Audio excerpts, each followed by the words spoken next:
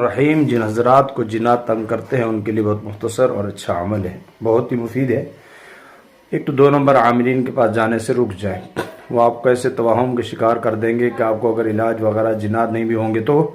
بھی آپ مریض بن جائیں گے۔ ایک تو جو مسنون دعائیں ہیں صبح و شام کی، ان کو اہتمام کریں، وہ ہیں ہی اسی لیے کہ اس سے آپ کیا کریں، یہ ان چیزوں سے حفاظت ہو، جان مال عزت آبرو کی حفاظت ہوتی ہے، جنات سے حفاظت ہوتی ہے،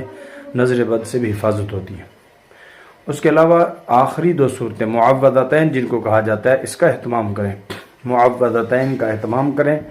اور جو ہے صبح و شام 3 دفعہ پڑھ کے اپنے اوپر دم کریں، اور حامیم لا ینصرون ان آیاتوں کا بھی اہتمام کریں۔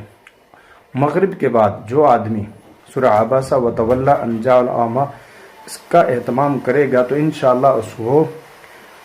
پہلے اگر جنات وغیرہ ہوں گے وہ ختم ہو جائیں گے، نظر ختم ہو جائے گی، آئندہ اللہ پاک اس کی حفاظت